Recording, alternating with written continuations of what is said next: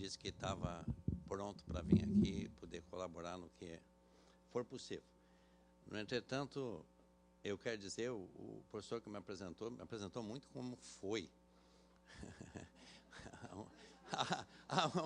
A única coisa do foi que não volta é a aposentadoria compulsória pela UFSM. O resto, felizmente ou infelizmente, continua sendo. É dizer, as pessoas não largam revisor ou consultor assim de uma hora para outra também, né? A única coisa que eu disse para ele que eu estava fazendo assim, continuava fazendo, era que eu estava bem na ativa, estou bem ativo, recebo bastante trabalhos para revisão, consultoria, etc. E, principalmente, fazendo aquilo que eu me preparei para fazer quando eu entraria na chamada expulsória, assim, ou compulsória, como queiram, né? Que é quando a gente faz 70 anos e sai de dentro da universidade. Eu fui professor, agora sim, no passado, da UFSM por 46 anos, né? E quando completei 70 anos, há 1 ano e meio atrás, ainda não fiz 72, e eu saí da instituição.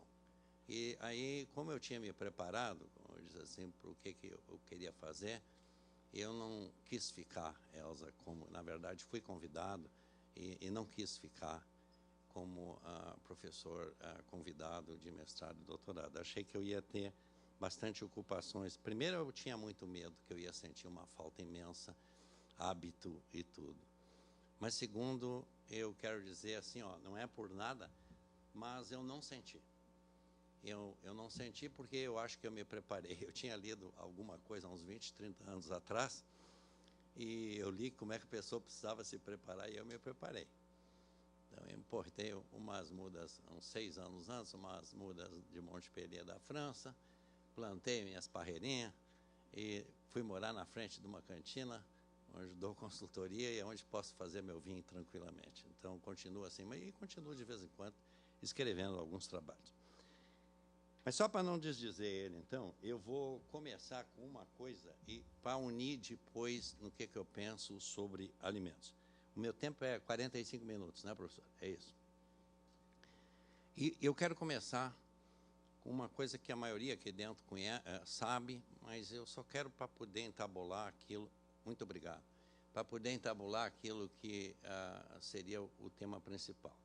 Eu queria falar um pouquinho, pode passar o próximo, faz favor? E agora sim eu vou pedir o...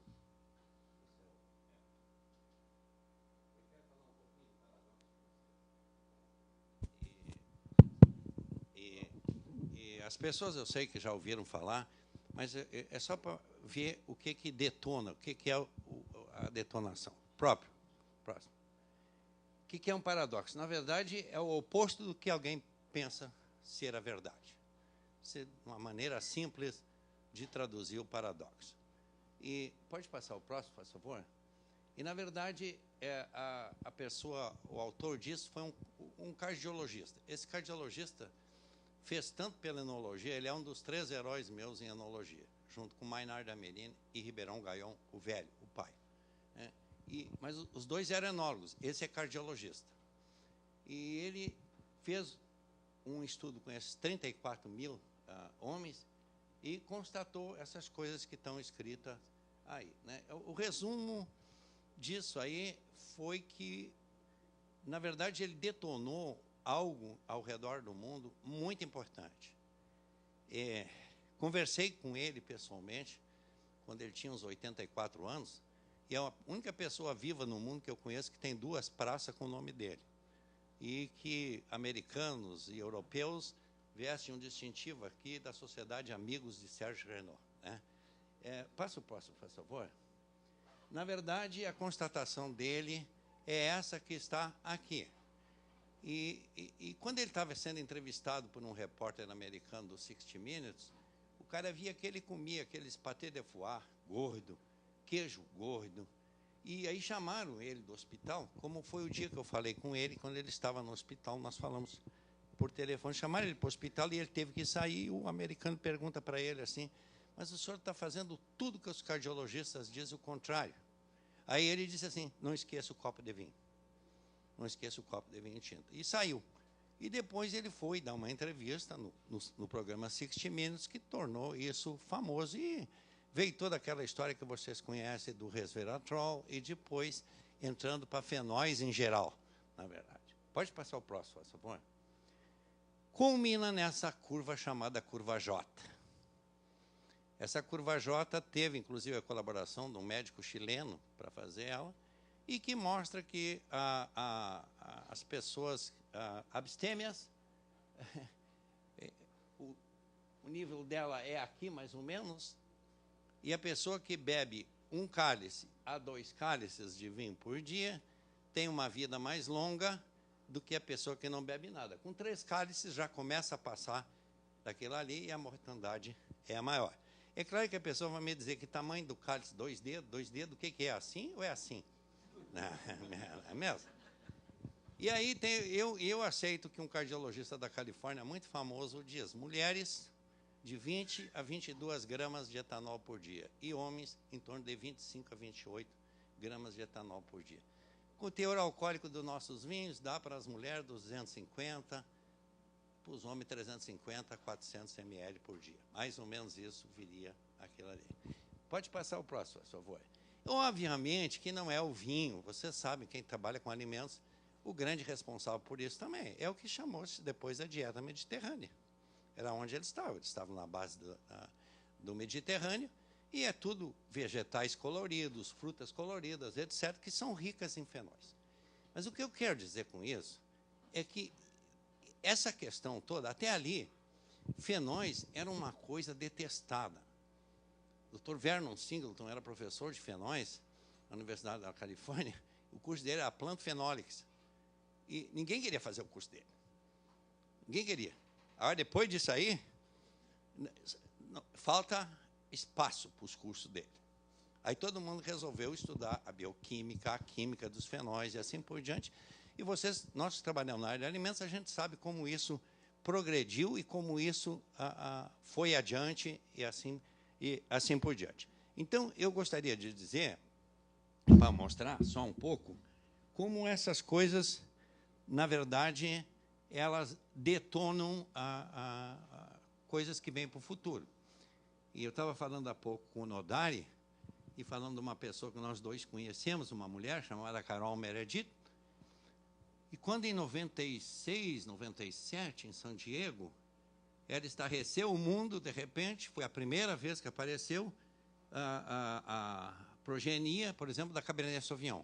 Aparece Cabernet Sauvignon, filha de Cabernet Franc e Sauvignon Blanc. Uma uva tinta e uma uva branca, surge a grande uva Cabernet Sauvignon.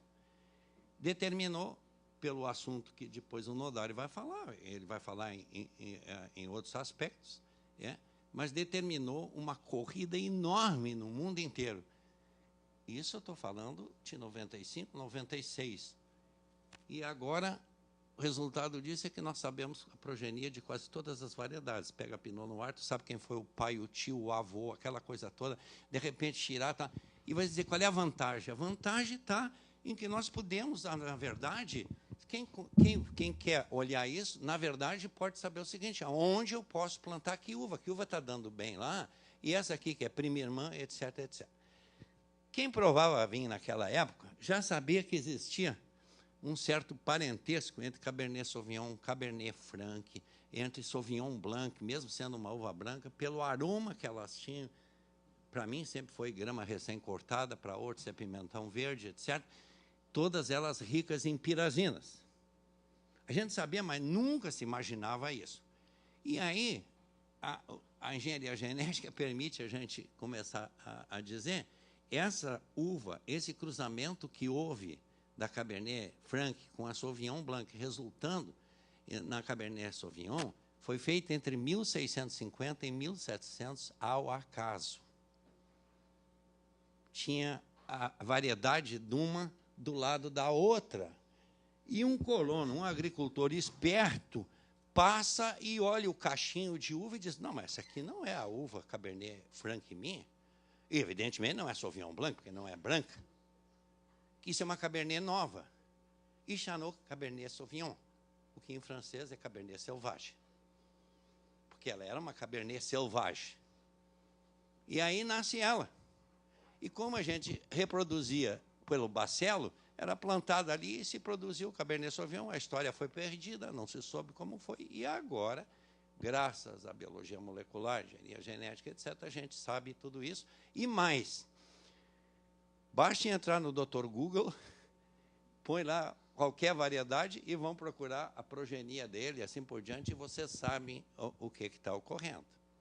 Então, tipo assim, a Shiraz que eu planto, a tia dela é a Mondene disso, que é a avó da Pinot Noir. E o grão dela é muito parecido com o grão Noir, o comportamento é muito parecido com ele, cachos apertados, a gente tem que fazer coisas que a ciência, a boa ciência, permite com que a gente saiba. Antes a gente estava lá, plantava, sabia, produzia, etc., etc. Então, eu sempre falo para os meus colegas que é bom nós partir para outras coisas também.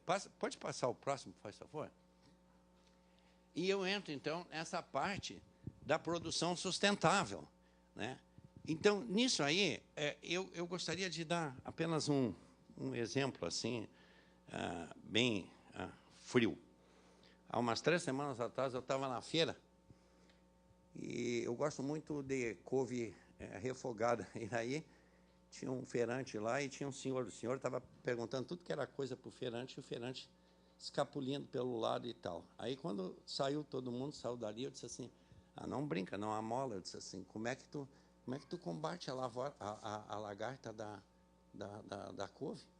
Todo mundo que planta couve aqui tem lagarta. Como é que tu protege ela? Como é que tu vai? Eu vou contar para o senhor o segredo. O senhor pega um vidrinho de Botox, meus amigos, pega um vidrinho e derrama, dilui, não vai fazer mal nenhum, dilui em 20 litros d'água e a lagarta vai embora.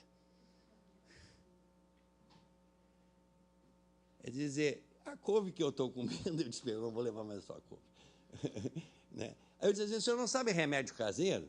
Eu não quero voltar atrás, não vamos pensar que eu sou atrasado para isso. Daí disse para ele, eu vou lhe dar uma receitinha caseira que o senhor não mata nada. O senhor pega uma cebola, da cebola, bota dentro d'água, bota uma colherinha de chá do sabão não detergente, bota uma colherinha de chá disso, mistura bem, deixa 24 horas, pulveriza, o senhor vai ver que o senhor acaba com a sua lagarta, sem precisar estar usando Botox. Tá. Botox é 25 gramas de uma piretrina, mas que nós temos aí normalmente na parte agrícola sem muito problema. Mas e o resto? O que é o resto? E é usado em banhos de gado, mas isso aí é um exemplo do que eu gostaria de dizer. A outra coisa, nós vamos, com certeza, no meu ponto de vista, futuro, já estamos saindo bastante dos métodos químicos, né? E nós estamos usando muito métodos físicos. E eu acho que o nosso futuro muito próximo é o uso cada vez maior de métodos físicos. A gente usa muito isso dentro de vinho há tempos, mas custamos muito para as pessoas se convencer. Nós usamos isso para estabilização tortárica, para controle de fermentação, e assim por diante. A gente usa muito frio dentro da cantina. Mas se custou muito. Eu custei uns 20 anos para convencer as pessoas, algumas pessoas, que é bom colher a uva e levar a uva para dentro do frio. Leva para dentro do frio, só vai esmagar ela fria. E aí, nós, homens, temos, o ser humano, homem e mulher, tem o domínio do processo desde o começo. Agora, evidentemente, as pessoas começam a se aligerar e a ver que é isso aí. Isso evita a adição de químicos, etc., que é que eu acho que nós temos que começar a pensar muito em diminuir. Então, junto com o frio, a gente pode falar em ultrassom, a gente pode falar em corrente elétrica, a gente pode falar numa série de processamentos de alta pressão, etc. Eu tenho uma máxima que eu não me afasto. Em 1984, eu estava julgando vinho na Inglaterra e fui fazer a asneira de dizer uma coisa naquela época e que eu disse no primeiro dia. No segundo dia, eu já era olhado de outros modos por uma questão completamente diferente. Em particular, depois até posso contar, por causa do que eu vi pelo aroma e pelo gosto que tinha um vinho, que eles deram medalha de ouro e eu detonei. E como foi a análise química comprovou que estava do meu lado, aí eu passo a ser o herói, o terceiro mundista, que era olhado. Eu disse assim, a minha máxima é a seguinte: se faz para um vinho o mínimo necessário. Se não precisa fazer nada, não faz. Mas nós temos que ter o conhecimento de ter certeza que eu não preciso fazer mais. Isso aí é muito mais responsabilidade minha do que eu ir by the book. O livro manda eu usar isso, eu vou usar isso. O livro manda eu usar aquilo, eu vou usar aquilo. Não, aí a garantia é tua. Tu a pessoa responsável por não fazer nada.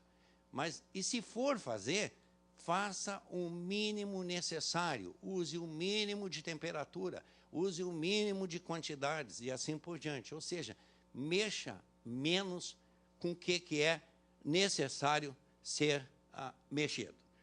Bom, e aí eu acho que está faltando ainda as pessoas começar a pensar mais seriamente, principalmente dentro dessa área da biologia molecular, e que nós devíamos começar a pensar a trabalhar com variedades mais resistentes. Você vai dizer resistente a quê? Aqui no Rio Grande do Sul tem 2 fungos que são mortais para a uva. Um é o míldio e o outro é a antracnose. Bueno, vamos trabalhar com variedades resistentes para isso. Eu sei que não dá nome é eu criar uma nova variedade, não que nem a Cabernet Sauvignon, que foi criada ao acaso, não que nem os nossos colegas antigos trabalhavam com isso, mas pela biologia molecular, e daí botar o nome da esposa, da filha, da mãe, de uma nova variedade. Vitis vinifera, variedade Andréia. Vitis vinifera, variedade... Isso dá mais nome. Trabalhar com variedades resistentes, no meu modo de ver, é uma das grandes soluções que nós podemos trabalhar no futuro. Então, esse lado, para mim, de campo, deveria ser pensado muito para que a gente pudesse fazer isso. E, obviamente, e não poderíamos deixar de falar, e isso eu vou continuar falando, é a proteção ao meio ambiente. Cada vez mais, nós temos que pensar em assuntos que a gente possa fazer isso aí, né? E passe o próximo, por favor. E daí, então, vem o que a gente começa a ver o que acontece. Por exemplo, problemas com resíduos. Eu não vou nem falar das outras indústrias, para falar de laticínios e tudo, eu posso falar só da uva. Fazer o quê com o bagaço da uva? Fazer o quê? Atirar num córrego e se por acaso tem cromo, cobalto, etc., carregar aquele córrego que vai desaguar num rio, que vai desaguar dentro do intestino da gente? Quer dizer, então, você vai dizer, tem coisas que a gente pode fazer? Tem, claro que tem. A primeira coisa, por exemplo, é muito claro isso, nós, inclusive, já trabalhamos há 20, 30 anos atrás com isso, só que as pessoas dizem que vão fazer e não fazem. É jogar a minhoca ali dentro, a minhoca que não foge, aquela vermelha da Califórnia, joga e tritura em 30 dias, tritura tudo aquilo, deixa um pó que pode servir como adubo, mas ninguém faz. Deve ter outras coisas que as pessoas podem fazer. Eu dou um exemplo aí de usos que a gente tem feito por aí, né? Eu vi o outro dia um programa, que não é, vocês devem ter visto, do que está sendo feito com o trigo. Antigamente, o trigo era pão, algum tipo de cerveja, não é mesmo? Que pudesse ser feito, e outras poucas coisas, mas sempre alimentação. Agora, a madeira está sendo feita com trigo. E madeira altamente resistente, né? Pelo menos a parte central da madeira é toda ela feita de trigo, e assim por diante. E assim como eu falo de trigo, tem uma série de outras coisas. E eu acho que essa questão é uma questão que a gente tem que pensar bastante. O consumidor ele tem direito a saber. Eu não sei por que aqui ainda as pessoas não conseguiram colocar num vinho que o vinho contém sulfito. Tem gente extremamente alérgica ao sulfito. Você vai dizer, você não bota sulfito dentro da uva ou no vinho, e o teu vinho tem sulfito. Tem, mas aí vai ter 10 miligramas, 5 miligramas, e não a quantidade. Então, contém sulfito. Mas a gente não faz isso. Nós não fazemos isso. E se vocês, eu não vou perguntar aqui, mas eu acho, eu não sou da área da saúde, mas pelo que eu vejo, por exemplo, um grande problema na área da saúde no futuro é a alergia. Eu vejo pelos meus netinhos, vejo que aqui no Canadá, onde moram eles, ou lá em Santa Catarina, onde mora outros, um problema alérgico está correndo sempre. E tudo aquilo que nós puder diminuir, e esse problema alérgico está surgindo, por que ele está aumentando? Pelo nosso problema imunológico, por que aumenta? Esse na verdade, com os amigos meus médicos que eu falo, eles dizem muitas vezes assim, essa é uma vergonha nossa, o tratamento. A gente não sabe muito sobre essa questão alérgica. E é uma questão que a gente tem que discutir, né? E as pessoas têm o direito de saber daquilo que elas estão consumindo. A gente tem o direito de exigir isso aí. O outro dia eu estava conversando, essa questão toda da exigência, eu vou depois falar, quando eu falar em políticas públicas, bem no final, eu vou falar, mas assim, eu vou adiantar isso, daí eu posso pular. Por que certas coisas que existem aí fora, a gente não pode ter aqui dentro?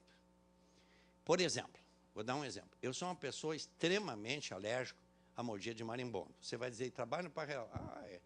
Eu sempre me muni de tudo que foi coisa que eu pude me munir para ir no Parreiral e não ser picado por abelha. Eu fui tantas vezes picado que hoje eu sou alérgico. Eu comia tanto camarão na minha vida que um dia peguei um camarão anti-Daut. E não morri por pouco, porque tinha na frente um médico às 10 horas da noite, em meia praia, aberto ali. Pulei lá, já não falava mais e o cara me injetou. Bueno, dali em diante eu me cuidei.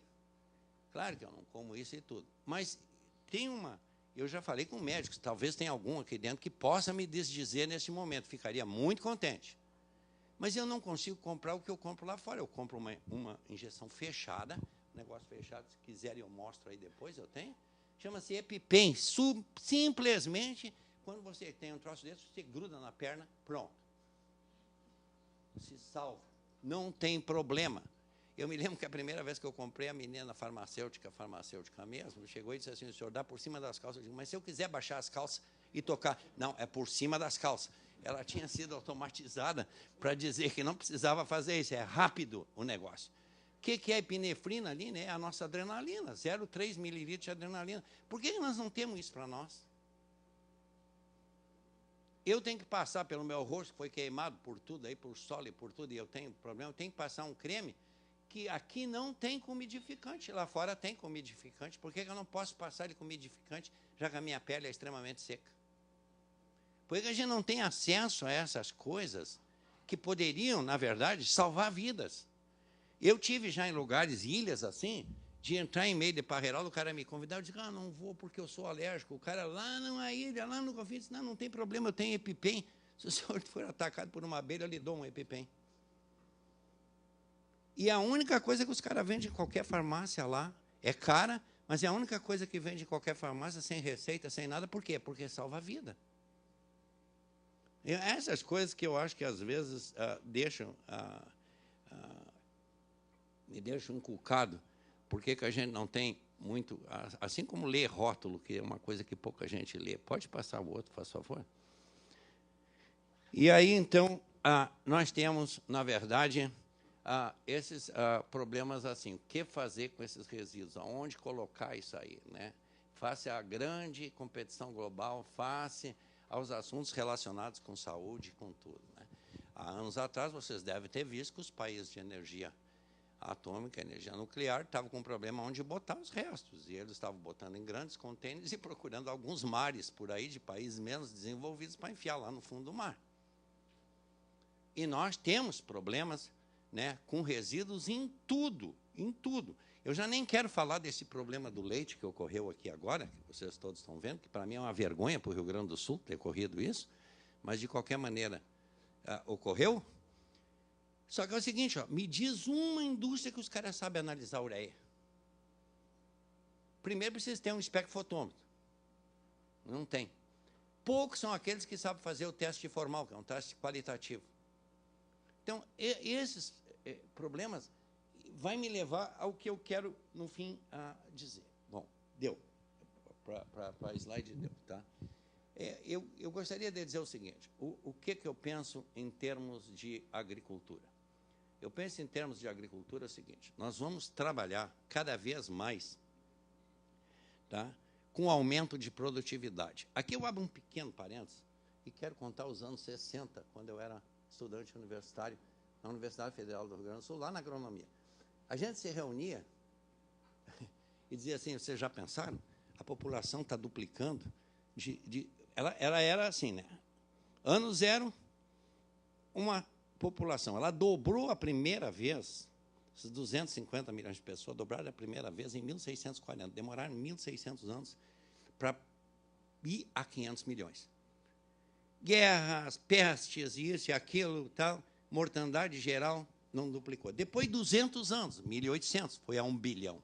Depois 80 anos, e quando chegou a nossa geração universitária, a gente pensava que no ano 2000 a população seria outra, bem maior do que foi realmente. E daí a gente pensava, vai faltar comida. O que aconteceu? Quando nós chegamos ali, no ano 2000, havia comida de sobra no mundo. E tem comida de sobra no mundo. Está sobrando comida. A distribuição é outro problema. Isso é outro problema. Graças às técnicas da área de agronomia, imensas, é só ver a produtividade como aumentou, e vai aumentar mais ainda. Nós vamos conseguir fazer aumentar mais essa produtividade. Né? E a nossa, só que tem o seguinte, né, para a área de saúde, nós temos um problema, nós estamos vivendo mais tempo. Esse é um problema. Né? Os caras dizem para mim que eu sou igual, não sou igual, mas eu digo assim, é o vinho que me sustenta. Né? Mas eu não sou igual. Eu sinto, todo mundo sente que está, mas é comum. Há pouco tempo, né, em 1900, a população do Rio Grande do Sul era 1.800.000, e o Brasil inteiro, a média nossa era 35, 36 anos de vida. 100 anos depois, a nossa média pulou para 74, a nossa população do Rio Grande do Sul veio de 1.800.000 para 10 milhões, a do Brasil de 18 milhões para 180 milhões no ano 2000, né? E o que aconteceu? Mesmo com tudo isso, e a população aumentando o nível de vida, eu sempre digo, para mim, pode dizer, vocês vão dizer mais coisas, mas eu vou dizer duas coisas para mim, responsável por isso aí. Primeiro, não há como tirar a área da saúde. O avanço médico, a medicina, penicilina, etc., etc., foi o grande responsável. Mas o segundo, vão me desculpar, a área de alimentos. A vida de prateleira de alimentos cresceu enormemente, num primeiro momento, de uma maneira muito ruim. Agora, já num momento melhor. Muito ruim é na hora que tu põe tudo que é coisa lá dentro para poder resistir, aquela coisa toda. Né? Agora, já bem melhor. E essa produtividade vai aumentar. Mas nós não podemos nos esquecer de que nós temos algumas coisas que cuidar nisso aí em conjunto com a indústria. Antes disso, o aumento de alimentos orgânicos tende a aumentar drasticamente. Acho que nós temos que, aí sim, as variedades resistentes, nós vamos ter que dar um jeito, voltar ao tempo que a minha mãe colocava a cinza na couve para que a lagarta não comesse ela, ou agora, o moderno, como eu disse, misturando uma cebola ou um alho junto ali, que afugenta aparentemente o bicho, te dando ao trabalho, mas os alimentos orgânicos é uma viagem sem volta. É em direção a ele, assim como é a computação hoje, o smartphone, essas coisas tudo, que me apavora. Há pouco tempo atrás, eu estava mesmo dizendo para alguém que veio comigo aqui agora, a professora Guícia, eu estava dizendo, o ser humano distingue dos animais porque nós falamos entre nós, mas agora não se fala mais. É uma tendência e não tem reversão para isso aí. Não tem. Eu só penso que a gente está perdendo os contatos. De repente, perde os contatos. A gente tem que, evidentemente, nós mais velhos, temos que, evidentemente, nos manter a par disso, precisamos, porque senão a gente nem conversa mais nesse mundo, né? Mais de Instagram e de tudo isso aí, né? Que é um negócio rápido. Mas a gente tem que pensar o seguinte, alimentos orgânicos está na mesma linha. Ele vai para lá, minimamente processados, etc., ele vai para lá. Dentro da indústria, é o aumento de qualidade, para mim, cada vez maior, é a segurança alimentar, que nós temos que controlar isso mais, né? E, evidente, esses suplementos alimentares. Né? Eu vejo o jeito que as pessoas fazem hoje para fora as estaminas em forma de bala de goma para as crianças comer. Mudou tudo, não é mais um comprimido duro, né? é uma coisa que a criança gosta de comer, então elas comem. E esses alimentos funcionais é uma coisa que também a tendência toda é aumentar no mundo inteiro. Concerne a agricultura e concerne a indústria, ou seja, dos dois, a diminuição da produção de CO2, nós temos que trabalhar para que a gente emita cada vez menos, as nossas técnicas produzam menos, e o controle da água. Acho que a água é extremamente importante, o controle, tanto na agricultura quanto na parte da indústria. A água é uma coisa finita, ela não é infinita. E a tendência dela, em filmes por aí, né, que são exageradamente problemáticos, né, que mostram um mundo sem água, né, e que a dessalinização ainda é um processo caro, embora seja feito bastante, etc. E, em cima disso tudo aí, é que eu gostaria de dizer o seguinte, ó, o papel da educação e da ciência é extremamente importante.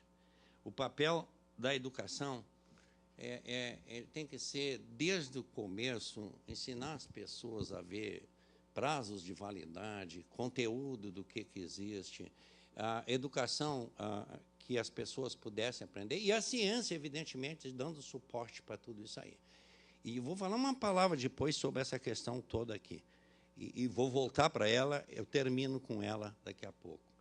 E dentro dessa parte toda de educação ainda, nós temos o que a gente chama de fiscalização e, mesmo fazendo parte de políticas públicas, a própria legislação e assim por diante. Eu acho que a fiscalização no nosso país, na área de alimentos, é brincadeira. Cá para nós, é brincadeira. Em tudo, na minha área de uva e de vinho, é brincadeira. E em todas as áreas é brincadeira também. Primeiro, muitas vezes, colegas que não estão tão bem preparados e que podiam estar melhor preparados para poder enfrentar certos problemas que enfrenta quando vai fiscalizar e assim por diante. Segundo, a quantidade ínfima que tem para o aumento do que existe aí da parte de alimentos. É uma coisa extraordinária.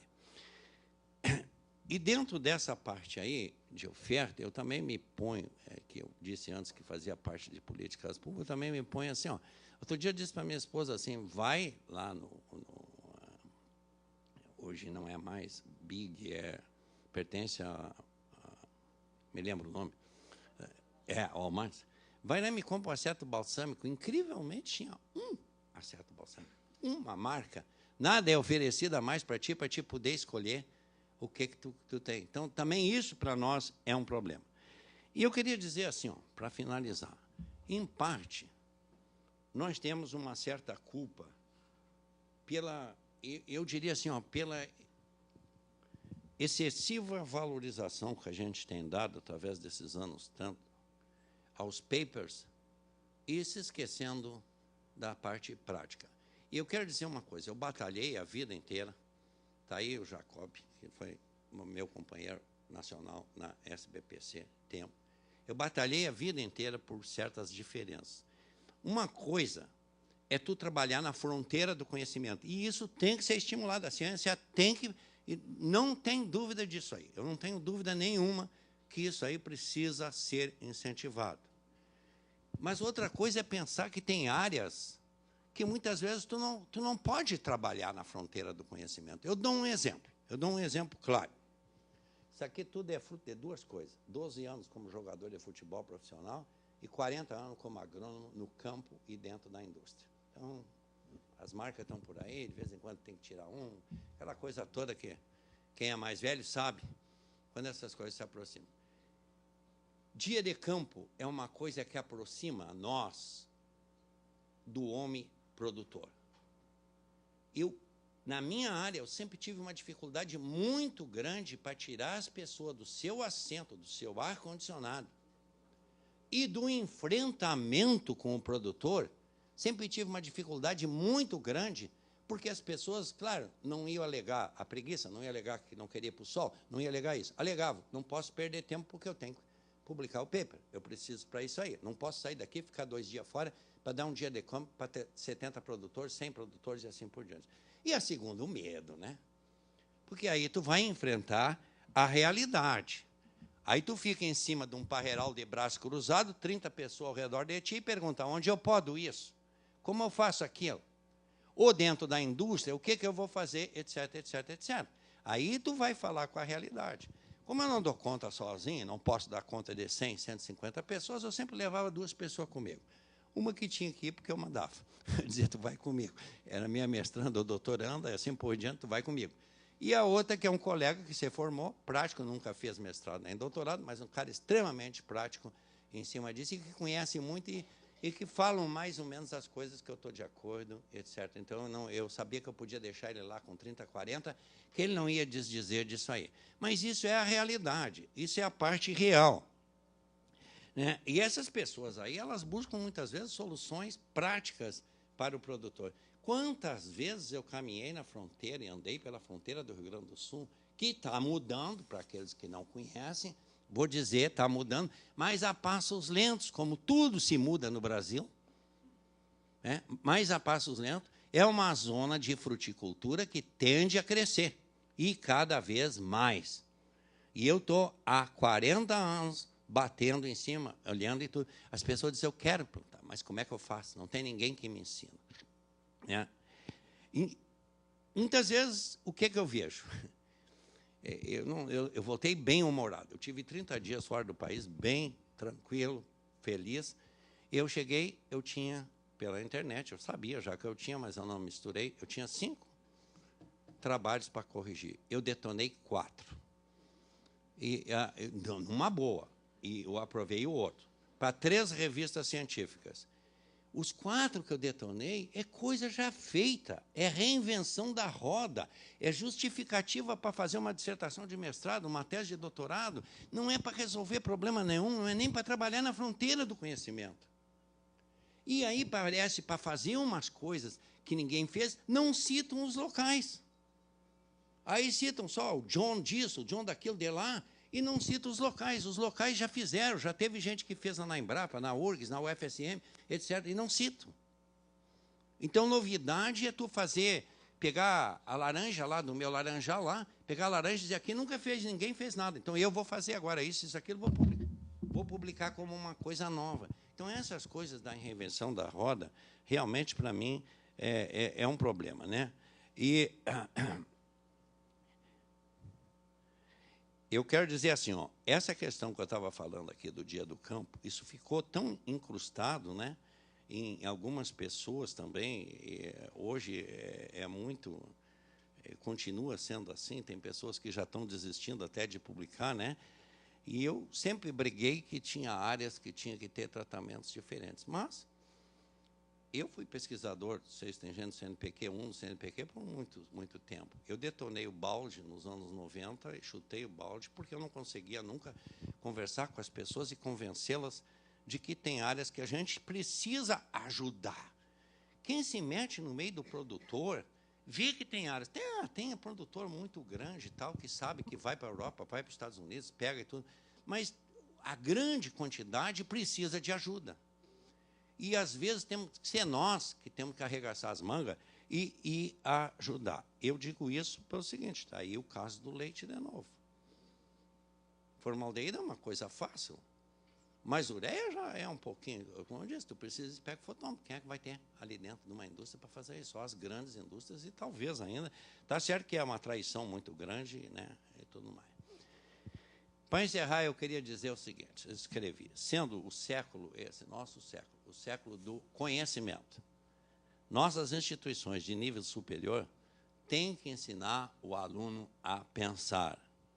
E só assim, no meu modo de ver, ele vai criar e ajudar a apresentar soluções. Soluções reais e não imaginárias. Nossas instituições dedicadas ao desenvolvimento científico e tecnológico deverão, no meu modo de ver, priorizar as 2 situações dentro dessa área no futuro, dentro de algum daqueles pontos que eu tinha citado antes. Assim, ó, um olho na fronteira do conhecimento. Vamos produzir, vamos pesquisar, vamos trazer novas coisas. E outro olho, não esqueçam esse lado, Eu digo isso por algumas pessoas que merecem ser ajudadas. O outro olha na solução de problemas específicos e pontuais. Muito obrigado.